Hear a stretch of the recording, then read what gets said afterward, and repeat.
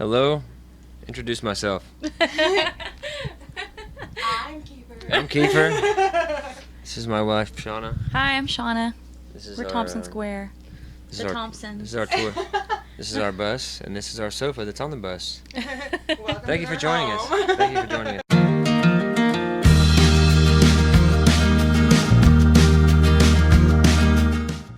You guys have had a lot of success with your, first two albums, and you're getting ready to put out your third album. You have a new producer on this one. Can you tell us what we would expect that would be different from your previous two albums? It's just an evolution of what we've done in the past, So I mean, with so far we've got 3 new producers on this album, and we might end up with more. So, we're really delving into what Thompson Square is, and part of that process is figuring out, we know what we do live. So some of that aspect is not going to be on the album, and it's just songs that we want to sing. There's a lot of songs going to be on this project that we're actually really stretching out and singing on. So it's going to be really fun to be able to do some of this stuff. We've been doing some of the new stuff out so far, and it's been going over great. But we're going on into this project with blinders on. We're not looking at what everybody else is doing and just doing our own thing. I think it's us releasing just a little bit more of who we are on this record, showing a little bit more of the influences that we both have. Well, and you guys have had 3 very successful singles that hit #1 before, and Trans Am going up, the charts right now, and you guys co-wrote on that. How important is it to you, or how significant when you guys not only are performing a song, but you also helped write it or wrote it yourselves? Well, that was a really cool thing about If I Didn't Have You. That was the first one for us that we actually wrote and went #1. And when you're dreaming, that dream of moving to Nashville and being a songwriter, being an artist, that's the dream, So that one will always be really special for us. But that's a big part of the Thompson Square sound, I think, is Keifer and I working together and writing together and getting with other people who get who we are and what we do and what we want to say, and Which is it's really important to us. Very few people get that, but we're figuring out more and more who does, and letting us kind of be us and not try to steer us in any different direction that we don't want to be, and all we ever want to do is just be us, and so that's what we're doing. It's fun. Do you guys have a special process you go through when you're writing songs? We do a lot of blow right before we start writing, and then Nice. we race some cars. Especially with the baby on Right. the way. I'm like, you won't even let people smoke today. I'm pretty sure that's not true. Which is the greatest thing ever. Just let me say that it says everywhere, do not smoke today. No, we usually do a lot of cocaine, and then we go out and race cars. I usually climb up a tree to the very, very top and sing the Star Spangled Banner, and then I parachute down, and as I'm coming down, I grab my guitar from one of my co-writers, and then we just go into it. It's a different process, but it works for me. Well, it actually is. Every co-write is different. There is no process. There's it's just seriously not. Like, one day we'll come up with, a melody.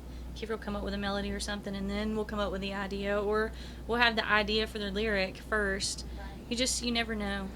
songs tell you when they want to be written, and more importantly than knowing when to write is knowing when not to write, and that's actually more important. But I've learned that over the past 10 or more years is when not to write, because in Nashville, you set up this time at 10 o'clock. We're going to meet downtown, and we're going to write a hit song. You just can't plan for it like that, It just happens or it doesn't, We were in the studio with our producer a couple of days ago, and I said a song title, started shooting out a couple lines, and we stopped our meeting and wrote a song that might be the second slot for this next project. So. It's just they happen when they happen, and you just have to you just thank the Lord for letting you have those opportunities when they come around to be able to recognize it, You guys have worked with a lot of awesome people. If you could have a bucket list of you're putting together your own tour, any musician, dead or alive, who would you take with you? Oh my gosh. I take the band that we have right now as far as our musicians. They're some of the best guys we've ever had by far. They're so talented and so cool, and nobody's got any egos and stuff. As far as a tour though goes, It'd be awesome to tour with Springsteen. That would be killer. Yeah. That would be pretty cool. Etta James, that would be awesome for me. She's such an influence. There's a long list. It's going to be the same list as everybody else. Tom Petty, the Wallflowers, Foo Fighters, Black Keys. A lot of rock stuff, 'cause I mean we're in the country. Merle Haggard. We're in the country genre, so it'd be fun to tour with some people that are outside of that, more singer-songwriter kind of stuff. What do you think defines you the most as a musician? I don't know. Actually, that's probably a question that you need to answer. I couldn't tell you for yourself. I don't know. I mean, we just what defines us more than anybody else is just there is no other Shauna and Keifer. And that's what makes us unique. Tell us, you guys obviously are a married couple. You had very exciting news. Do you think, are you going to slow down a little bit when the baby comes, take a break? Do you guys know yet? We're gonna take about 6 months off. Yeah. Just to acclimate. Right. Because it's gonna be a big change for us. We've been married 16 years, and it's just gonna be strange having another little human being around. Having So, a roommate. Yeah. So yeah, we're gonna take a few months off just to, breather. We'll get back to it probably April, May. Sounds Yeah. good. What would surprise your fans the most to learn about you? Oh God, I don't know. I ask this question all the time, and I always think of something like 2 days later. I don't know. I do all my own tailoring. Damn. Yeah. You fixed your I think it would right? surprise people that you actually like to hunt and fish and stuff. Yeah, Yeah. I think a lot of Yeah. people think that. I do too. I grew yeah. up doing that, and it's funny. It's just funny. I've always thought it was really funny that when people see how you look and they go, they're country, they're not country, or they got to be from the city or whatever else, And I was raised in this really small town. My grandpa had a farm, and I know how to plow and plant, and all that stuff, And I grew up fishing and hunting and stuff, And I still love to do that kind of thing. So, yeah, I'm not one of those guys that like, I'm gonna go out and kill something today and post it every 5 minutes and every time I go out and hunt, But I'm not that guy. But I don't post a lot of stuff I do, just for that reason. Not everybody has to know everything you do. It doesn't make you more country. No, not at all. I just keep to myself on some of that. Sean's a good shot though. I do like to shoot. I didn't think I was gonna like handguns at first, and then I like it now. So Yeah. that'd be surprising. Tell me, is there one thing on your bucket list, like if you got this award, if you played this venue, if you thought that you would feel like you have done everything that you wanted to do in your career? Wow. Probably a few. I mean, selling out, or playing Madison Square would be amazing. Staples Center is one of those big places like that. But that wasn't really a huge. It would be a neat thing, but that's not doesn't drive us.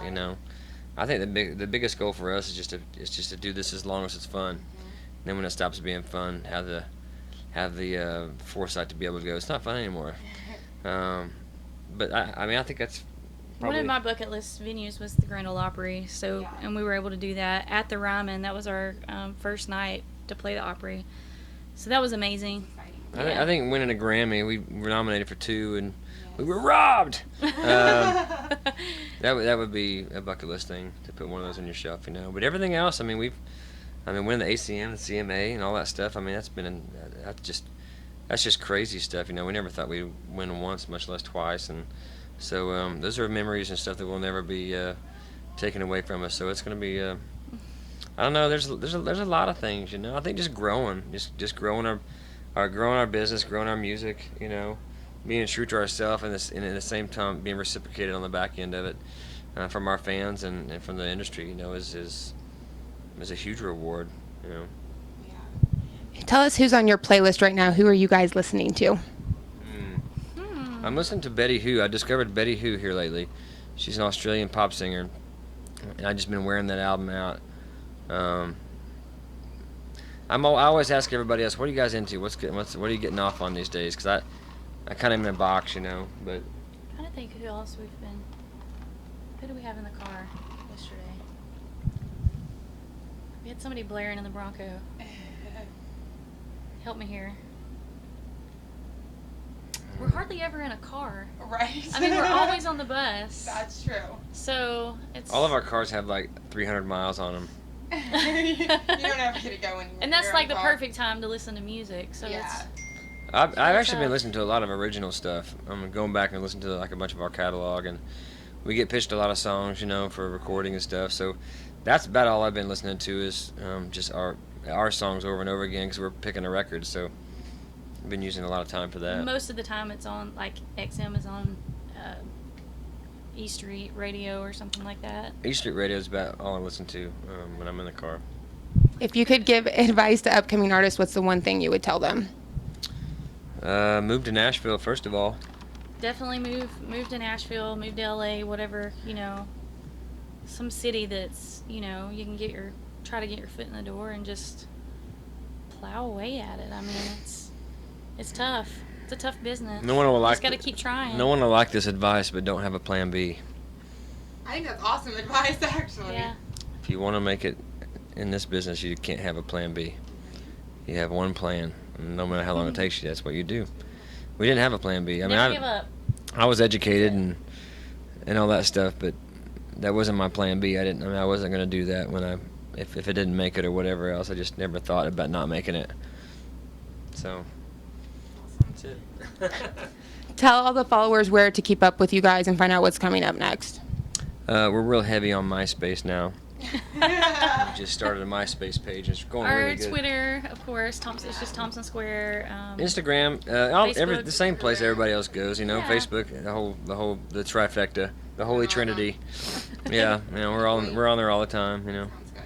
Well, thank you so much for joining us. Congratulations on the baby. We're very excited for you guys and excited for the new album and everything you guys have coming up. So we appreciate you talking to us, and we wish you the very best. Thank you very much. This is Katie Duncan with the Country Notes signing out.